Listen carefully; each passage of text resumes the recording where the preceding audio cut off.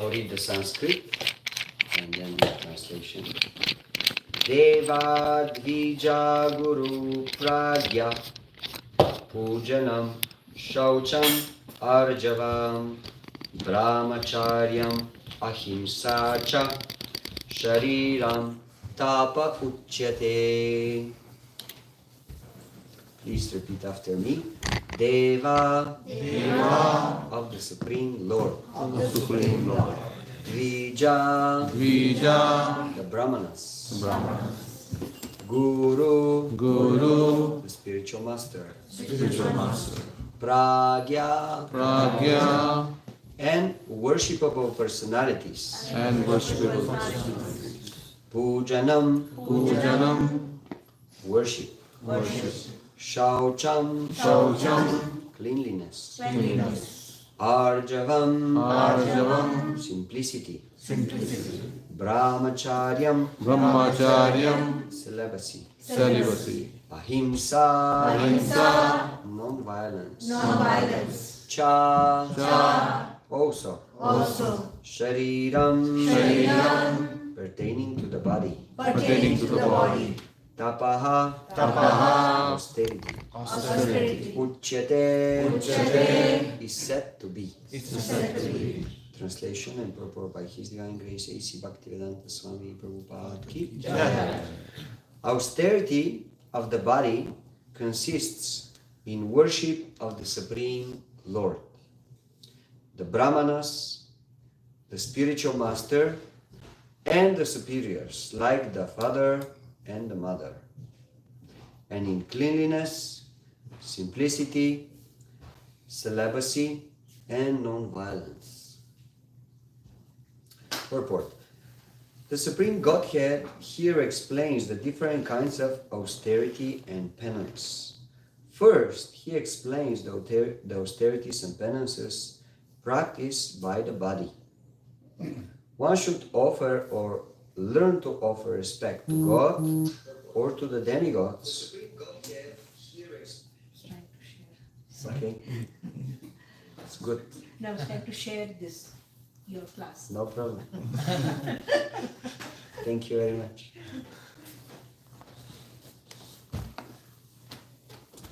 One should offer or learn to offer respect to God or to the demigods, the perfect, qualified brahmanas, and the spiritual master and superiors like the father, mother, or any person who is conversant with Vedic knowledge.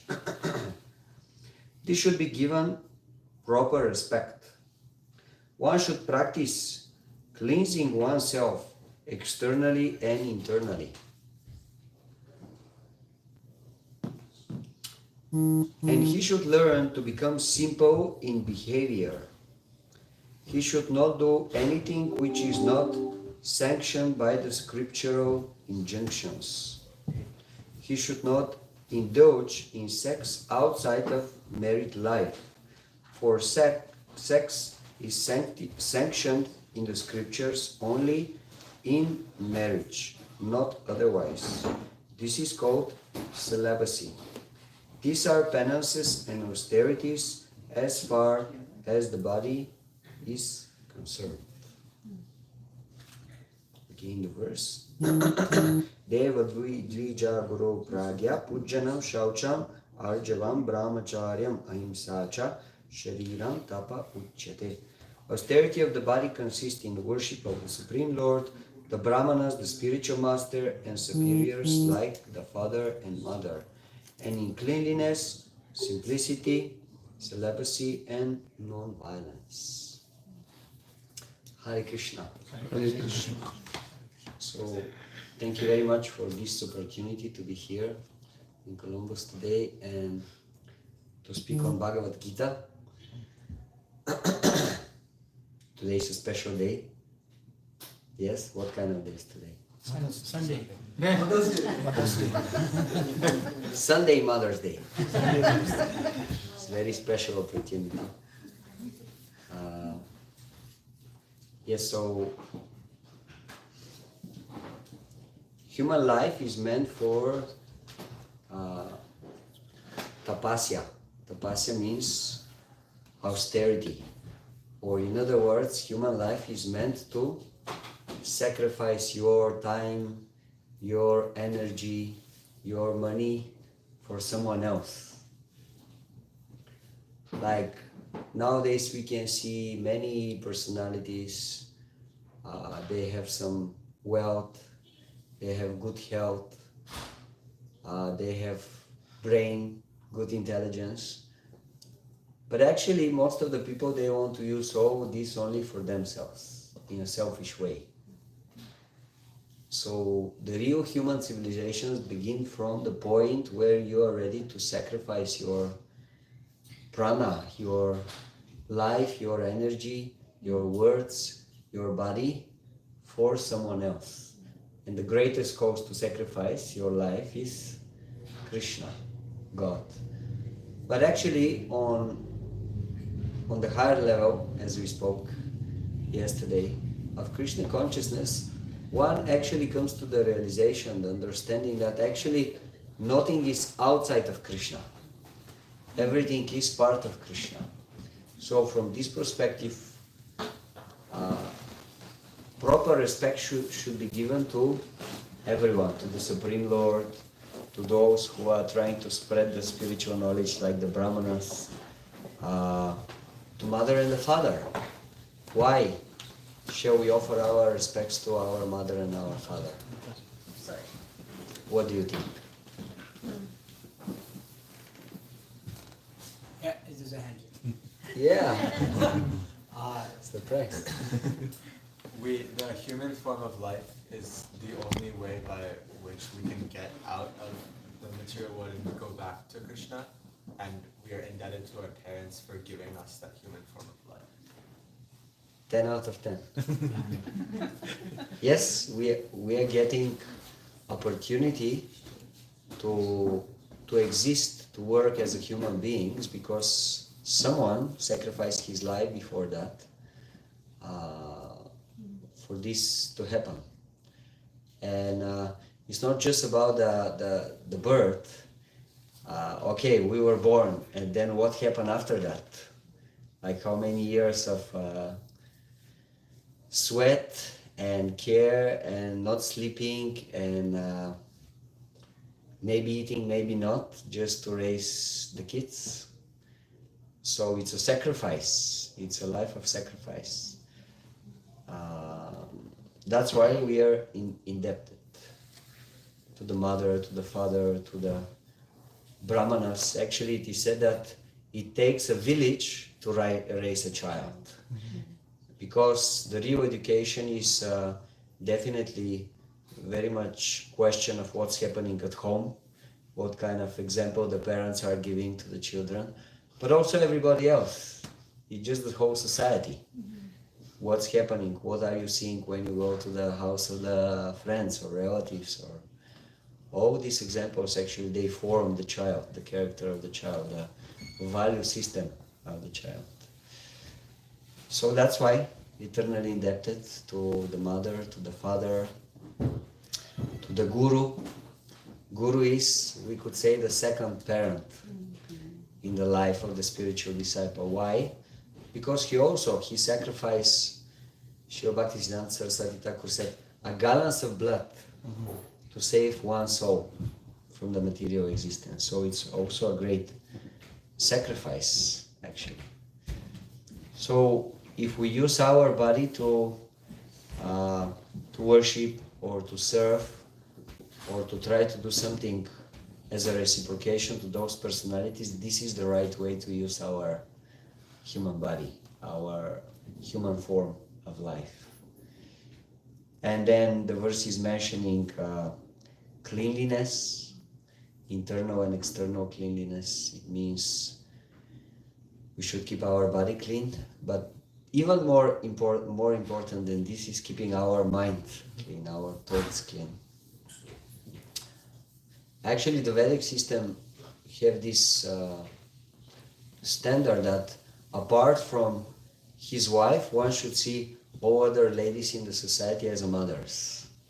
Why? Because mother is something very, very precious. You will never dare do something wrong to your mother. Yes? So immediately kind of it's a call for respect for all the ladies in the society. And then also the Vedic scriptures, they mention that we have 7 mothers. It's not only one. Definitely the mother who gave the birth is our mother, but also another personalities, they also deserve the same respect. So let's try together to see who are those 7.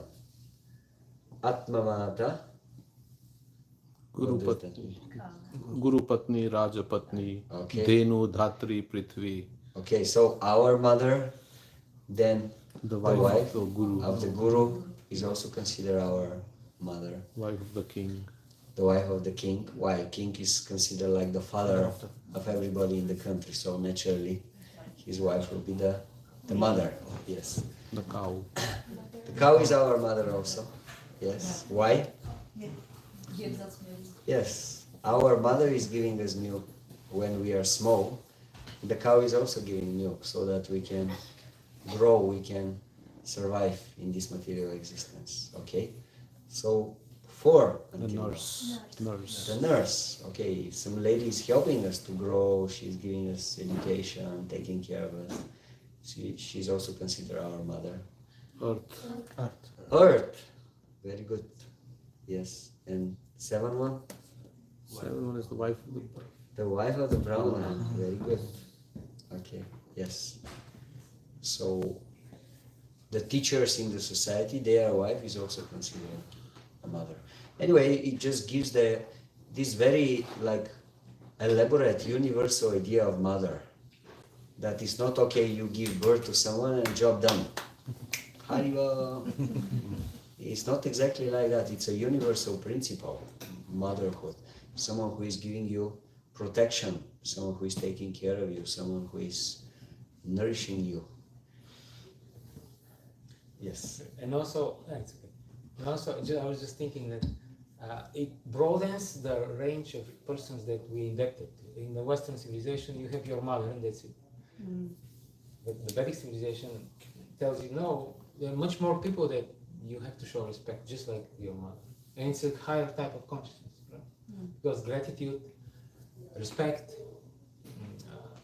shows how developed you are in your own spiritual development. If you think I have to be grateful only to small percentage of personalities, then you are obviously lower in your development. If you think no, I have to be grateful to much more, or a wider range of people.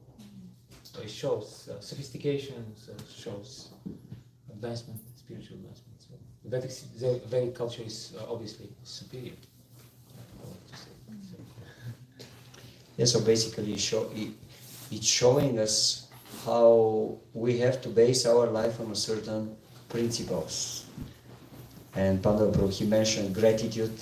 It's a very fundamental principle for living as a human. You receive so many things, and many of those things actually we don't really deserve. But we are getting them, isn't it? Like, for example, you go to the mother or father and you say, Daddy, give me $20. Or maybe you deserve these $20, maybe not. But anyway, generally you will get them, isn't it? So it's not that you went and you work whatever 2 hours and because of that now you're getting $20. No, you just say, please give me, and then you are getting them. By the way, something funny, in one place in the Shastras it is mentioned that when someone is born as a kid in the family of someone else, that means the parents actually in the previous life they are indebted to this person and now actually they are paying their debt. So you can ask, no problem. Anyway, they own you something from previous life. Yeah, anyway, gratitude, very important quality. Another very, very important quality in human culture, human lifestyle is forgiveness. Actually, it is said this is the most important quality of a Brahmana, forgiveness. Why? Because naturally many things will happen in our life, and naturally we will think about many of them that they are unjust. Why he's doing this to me? Who he thinks he is? But, well, a Brahmana, he's trying to see every situation through the eyes of the spiritual knowledge of Shastra, of scripture. And then at the end he will conclude, well, maybe I think I don't deserve it, but if anyway it's happening, maybe I actually deserve it. At least to some extent I deserve it. So, okay, let me just find the strength to forgive. And it's not easy to forgive. If you ask many people, they'll tell you, yes, I'm forgiving very easy. Of course, 3 days and immediately I already forgive this man, no problem. Yes, but do you remember the same situation 5 years later or 10 years later? Well, if you don't forget, that means you did not forgive completely. It means it's still somewhere deep in your heart. So yes, sometimes we think we are forgiving, but actually we are not forgetting. If you don't forget, that means maybe you did not forgive completely. Anyway, so human life should be based on all these kind of values. Then we can say we are really living a human life. Then we can be satisfied. Krishna is saying in Bhagavad Gita, if you live your life only for yourself, you will never be happy. Such a person cannot be happy neither in this life, nor in the next, neither on this planet, nor anywhere else in the universe. Krishna says you live in vain. You just live for yourself. It's like you haven't never. So even from material perspective, happiness begins when you find something to sacrifice for. If you don't have a sacrifice in your life, you will feel your life is empty. You can make lots of money, you can have many houses, you can have many cars, you can allow yourself to go and play golf every weekend. Still you won't be happy. You have to sacrifice for something, find your goal, materially and spiritually. And the last thing I want to say in this regard is, so who is the mother of all of us, the universal mother? Krishna is also mother in a sense, yes, he is maintaining us, but especially the energy, internal energy of Krishna, Srimati Radharani. She is the mother of everyone. And she is generally known as Bhakti Shakti. Bhakti Shakti means, by the mercy of Srimati Radharani, by the blessing of Srimati Radharani, actually you cannot start your development in the path of Bhakti. It's not possible. First you should get some mercy from Srimati Radharani, only then you can make advancement on the path of Bhakti. And it is said actually that Bhakti is very, very rarely achieved. That's why it's known as Sudurlabha. Durlabha, Labha means to achieve something. Durlabha means difficult to achieve. But Sudurlabha means very, very difficult to achieve. But there is a way to achieve the mercy of Srimati Radharani. What is this way? Srila Prabhupada. Okay, I like this. This is very just to the point thinking. Yes, we have to, one way or the other, get the blessings or the goodwill of some of the representatives of the Srimati Radharani. And if they are happy, if they are satisfied with us, then Srimati Radharani will give us mercy. And someone may say, well, but where is Srila Prabhupada? Okay, but I mean, I don't see him personally, like how to get his favor. His disciples. Okay, yeah, following his instructions, definitely, in this way we are getting his mercy. And then what else? His disciples. Yes, he has representatives. So if we manage to satisfy them, it is like we are satisfying Srila Prabhupada. So actually, if we follow this way of thought, actually we will see we are coming just to the ordinary devotee next to us. Bhakta Joe, who joined yesterday the Hare Krishna movement. If we actually want to satisfy Srimati Radharani and Krishna, we have to be nice with the devotees. So we should try to make the devotees happy. And if our mother and father especially are devotees, we should try to make them happy. Cook something nice for them. Make abhishek. Yeah, they are puja, they are worshipable. Deva, what is it that we're saying? Deva, Dvija, Guru, Pragya, Pujanam. What does puja means? Puja. Puja means worship. Yes. So they are worshipable. So we start with the universal mother and father, Krishna and Srimati Radharani. But actually we go to each and every devotee. They are worshipable. Why? Because they gave their life to Krishna. So that's why they are representative of Krishna. And we should treat them as such.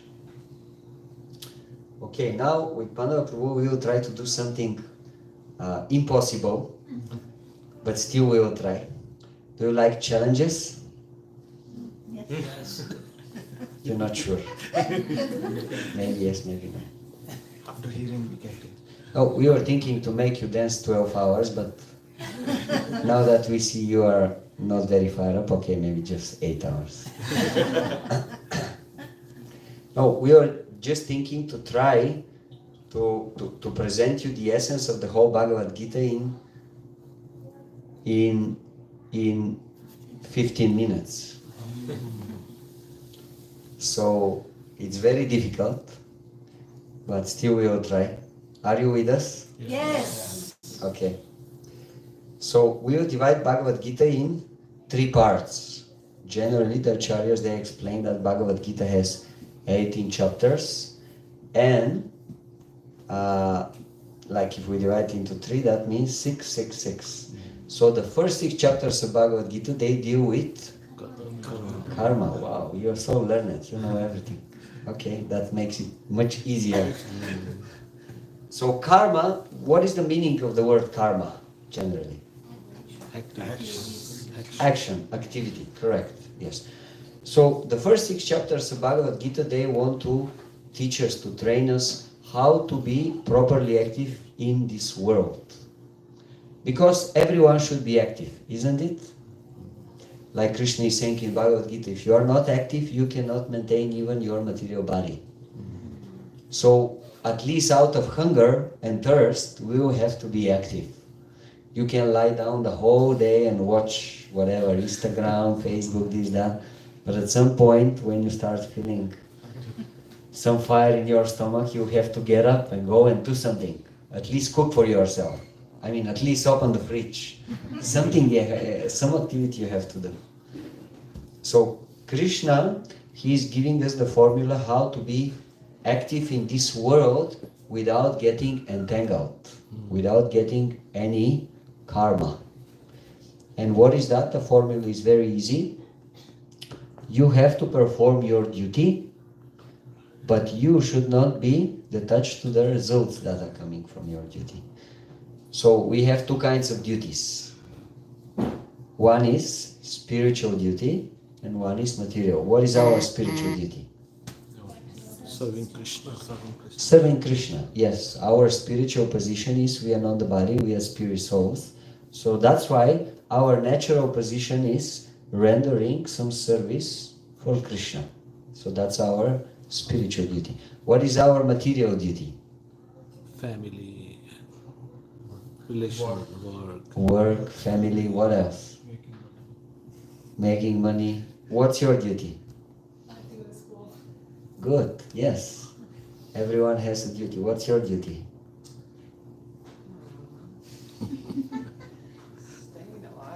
Staying alive. Okay?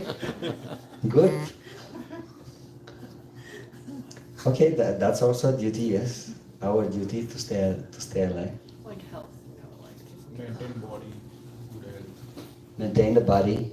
What else? I'm also a student, so Studying. Okay. What about if your sister has a birthday? I have to come to temple and celebrate it. Okay, that's your duty. Yeah. So different kinds of material duties according to your situation. Like, someone is whatever, a husband or a wife or a father or a mother or a student, all kinds of different duties. So we have to find a way to position properly ourselves materially and spiritually. Spiritually is not so difficult actually. Spiritually is more simple. Why? Because you just have to do some service for Krishna. It's very simple. And it doesn't require money. It doesn't require some special qualification. It's not that you have to go to whatever, become PhD or this or that. No. Just you do service with proper mood for Krishna, and Krishna is very happy. Now materially it may require a little bit more time and intelligence to figure out what's your duty. But anyone has some material duty. So we have to perform both at the same time, our material duties and our spiritual duties. If we're doing it properly, some result will come out of it. That's why it's better to be engaged in the duties which are the right duties for your body, for your nature. Krishna is saying in Bhagavad Gita, what was the verse? Chatur varnam maya srishtam guna karma vibhagasham. So your body, it's very good of doing certain job, certain work, and it's created by a very specific combination of the material qualities like sattva guna, rajaguna and tamaguna. So if you pick up a job which is very kind of consistent with your nature and the work that is very easy for you to do, it will be very easy to get a good result. It will be very easy. So then when you get a good result, you'll be happy. Yes? Is it true? Yes. If you're working 10 hours, you don't get any result, how do you feel? Yes. Not very good, yes? And if you do work and then you get some good result at the end, you feel very inspired. You want to continue, be active. That's why if we are engaged according to our nature, it will be easy to get a better result. And then Krishna is saying, once you get your good result, you have to, yes, you have to sacrifice it. Oh my God, I worked so hard and I got the result and now I have to sacrifice it. Why is that? Well, because Krishna is saying, if you think that you are the enjoyer of your result, you have to get the karma from your activity. So naturally, when we are active in this world, we are getting some reaction. So if we give at least partially our result to Krishna or some other good cause, Bhagavad Gita is also mentioning, then the karma will also go. So we become karma free. So this is the formula of action that Bhagavad Gita is giving us. We have to be active, we have to perform our duty, but we should not be attached to the result that is coming. We have to sacrifice the result. If we are active with proper determination and proper focus, the result will come. 100%. 100%. But then the question is, what do you do after that? Most people, they'll just get the result and they'll use it for themselves. Now, those who are yogis, they should sacrifice at least partially their result for some good cause. And the best cause is Krishna consciousness. Okay? We managed the first 6 chapters, 5 minutes. Now, second 6 chapters, they are dealing with which topic mainly? Bhakti Yoga. Okay, great. So now, Krishna explained to Arjuna, you shouldn't escape. Like, we have a war here now, you have to perform your duty. You are a fighter, you have to fight. You cannot just leave the battlefield and go and become like a monk, a renouncer. No, that won't be the best thing for you. You have to perform your duty and you have to be detached from the result. It doesn't matter. Sometimes you'll be the winner, sometimes you'll be the loser, sometimes you'll get, sometimes you won't get. Anyway, you have to continue. Happiness or distress, gain or loss, you have to continue performing your duty. This is the instruction of Krishna to Arjuna.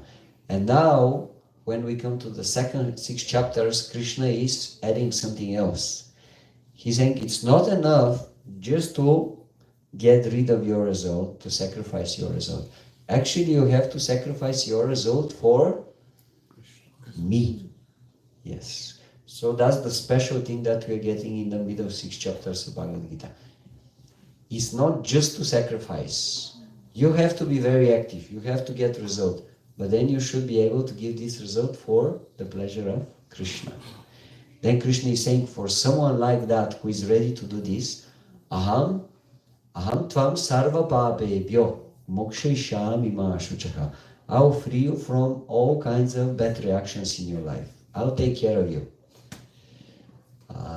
Yoga kshema vaham yaham anayas chintayantumam ye jana parupasate tesham nitya viyuktanam yoga kshema vaham yaham. If something is lacking in your life, I'll give it to you. And in something is you already have it, I'll protect it. So you'll continue having it. So I'll take care of you. Don't worry.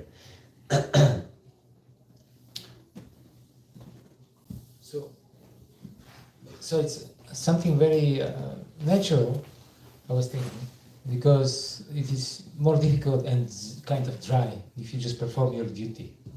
Okay, you have all this jnana, knowledge from first 6 chapters, you understand I'm not the body, I'm the soul. This is my duty, I have to be detached, etc. But you're lacking something in your life. And this is the personal relationship. Why are you doing it? You know, people always carry, even if they go to war, they carry these pictures of their dear and loved ones. So this is the inspiration to stay alive, you know, to go through the difficulties. So Krishna does the same thing in these middle 6 chapters. He gives the emotional content and the motivation. Why you have to perform this duty? It's not just out of duty, but to please me. And then you can have personal relationship with Krishna, and this will nourish your emotion also, not just your intelligence. Okay, this is my duty, I do it, and I don't get the result, and I get free. This is kind of impersonal. You do it because you don't want the bad karma.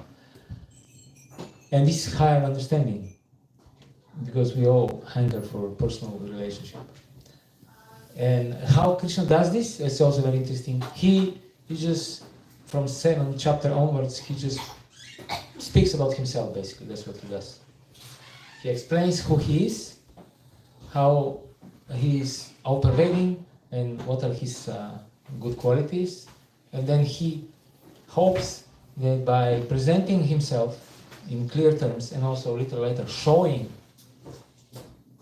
in front of Arjuna's eyes the universal form, then this will inspire devotion in our hearts.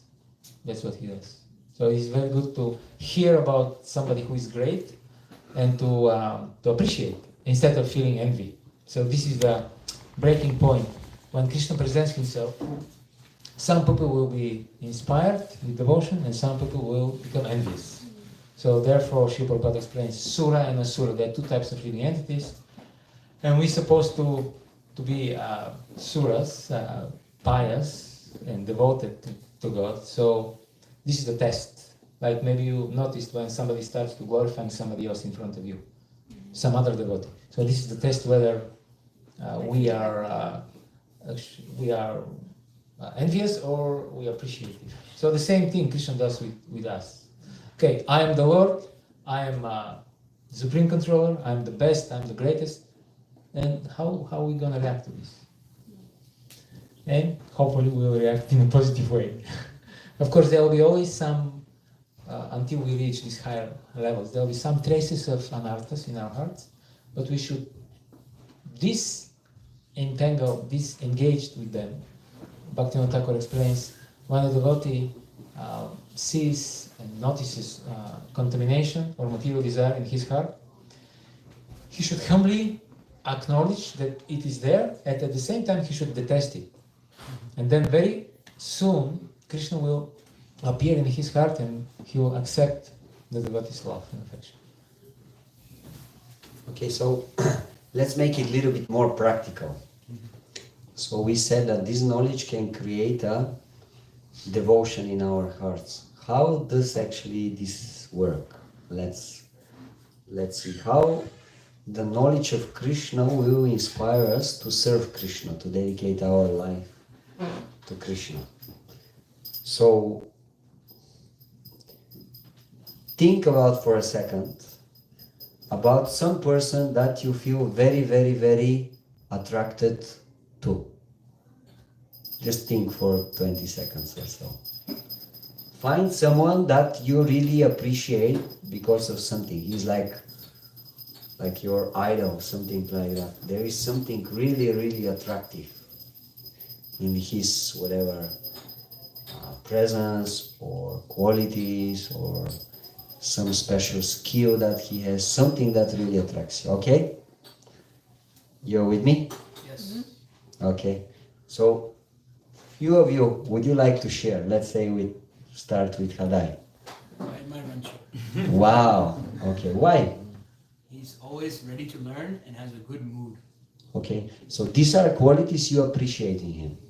Okay. Very nice. This is something that you feel it's very attractive. You want to develop it. So how can you develop these qualities? By being with him. Okay. By associating with him, you'll be able to steal some of those qualities. Very good. Someone else wants to share? Some of the ladies? My husband. Okay. Because I really like the deep sadhana that he has. So, and also, always wanting to inspire others to take up Krishna consciousness. Great, very good qualities. So something that you really appreciate. Is very serious, very strict, always good example. Very nice. So how can you get these qualities? So, of course, I'm getting the association, but yeah, try and imbibing that more and practicing that more in my life. Okay. So you're associating with him and you're trying to follow his example. Very nice. Someone else wants to share? You're very shy today. Okay, the young people, they are more open-minded. Yeah. I said my mom because she's like really caring. So, yeah, and she's like a role model. So, For you. Very nice. yeah. So you feel spontaneously attracted to Yeah. her example, her qualities. Yeah. You want to be like that also. Yeah, like when I'm mom. So, Very nice. Give us one quality, something that you really like in her. she always like makes food and it's really good. Oh, It's really good. okay. There is some fruitive motivation there. But no problem. It's okay. Okay. Ram Kirtan Prabhu. Yeah, sometimes I think of Srila Prabhupada for me, the role model, not someone more like what he went through in his life. That when you think about that, automatically that comes up. Okay, Srila Prabhupada, yes. An ocean of good qualities, inspiring qualities. Yes. Okay, thank you very much.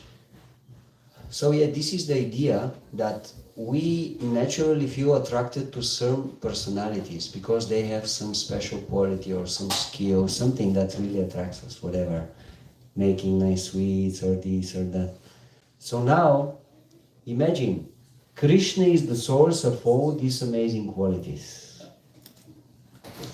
There is no quality that we are feeling attracted to, the original source of which is not Krishna. So that's why it is said that the definition of Bhagavan is, he is the most beautiful, he is the strongest, he is the most intelligent, he is the most knowledgeable, he is the richest. So it doesn't matter to which personality will be attracted in this world or whatever quality. Actually, Krishna is the source of all this and he has it in himself. So in this way, by describing this, like in 10th chapter of Bhagavad Gita, Krishna is saying, okay, I am the ocean, I am the Himalayas, I am the sun, I am the moon, I am all these great personalities in the universe. So by reading this, and we are saying, wow, how more powerful should be Krishna if all these objects They're getting their attractive power from Krishna. Everything that we are feeling attracted to at the end of 10th chapter, Krishna is saying, if you find some object and you feel some attraction to it, this is because my energy is inside. This is what attracts you. Why the mother and the father are attracted to the kids? Krishna entered through a special energy in the kids, and this is very attractive. Why someone likes some very expensive car on the street? Krishna is present in his energy in this car. That's why this object is very attractive. Like the shape, the harmony, the speed, the glance of the car. All these qualities, actually, they are just a spark from the qualities of Krishna. But they are attracting us. Now if the same car, you smash it with 150 miles, it won't be so attractive anymore. The shape is not there, the luster is not there. I don't want to have anything to do with this. So when Krishna is present in certain objects in this world, this is what is so attractive to us. So Krishna is giving us all this knowledge to help us directly or indirectly to be always conscious of Him. We feel attracted to something. We feel attracted to eat ice cream. Wow, Krishna, He is the sweetest thing of all.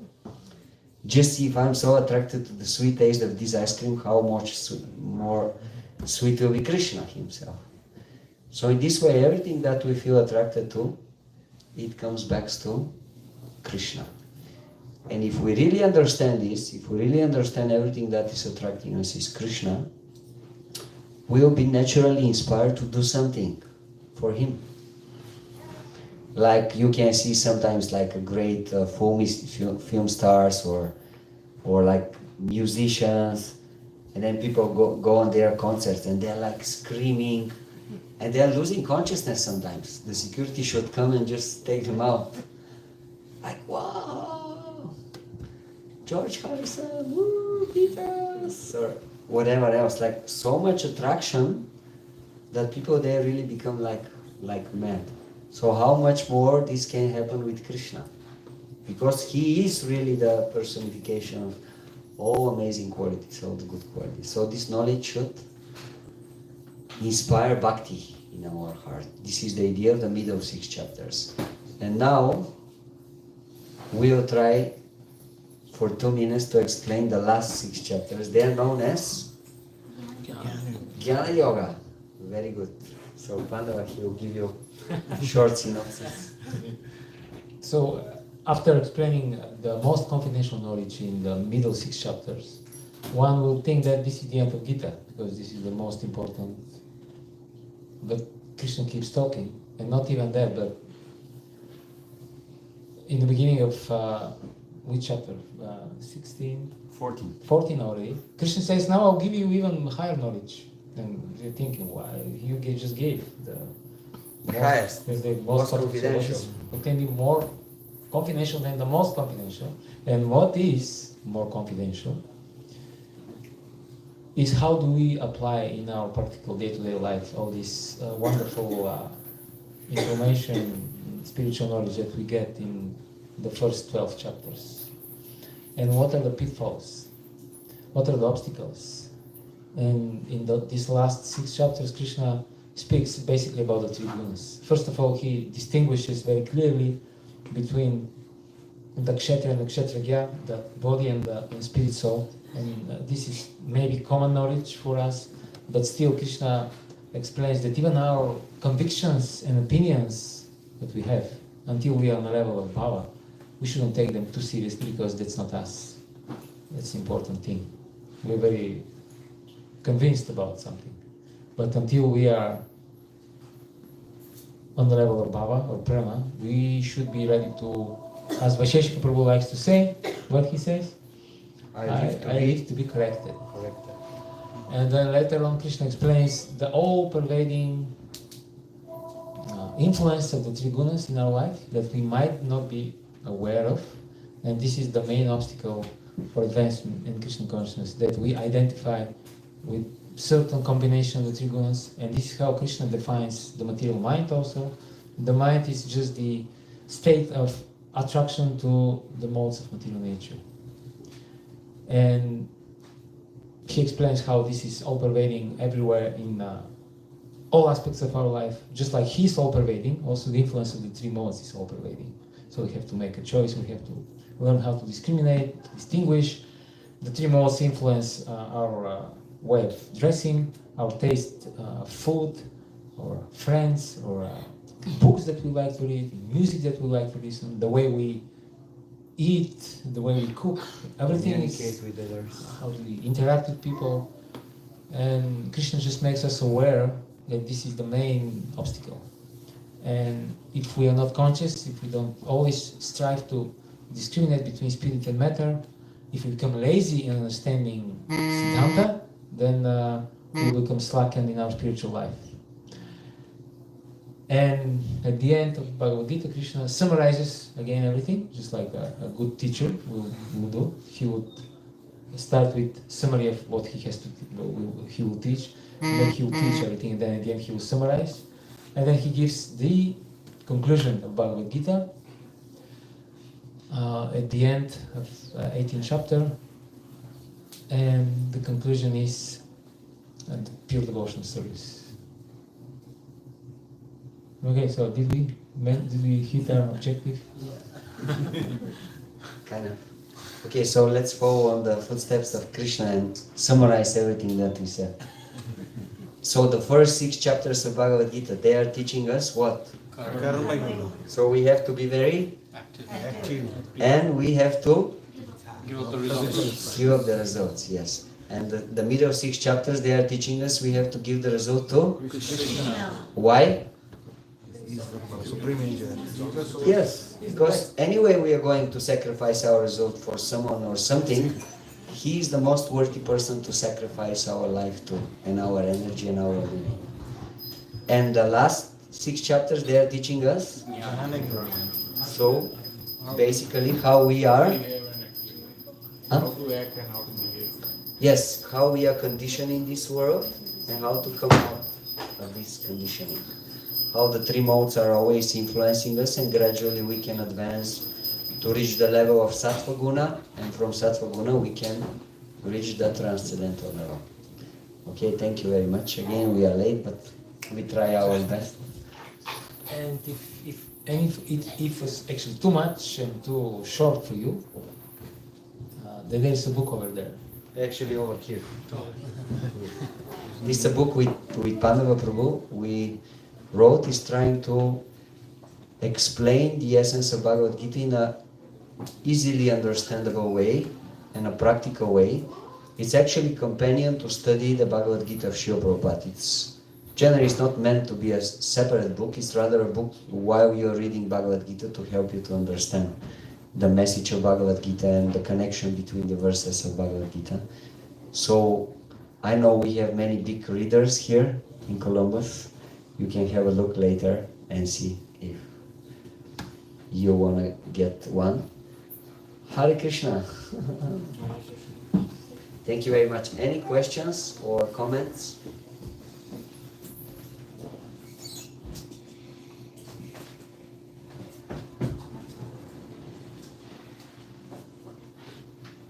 Not really. Okay. If you don't have a question, I'll ask you something. Are you ready? Are you sure? Okay, so you have to answer with putting your hand up or no. My question is, are you ready to? Are you ready to Surrender. surrender completely to Krishna?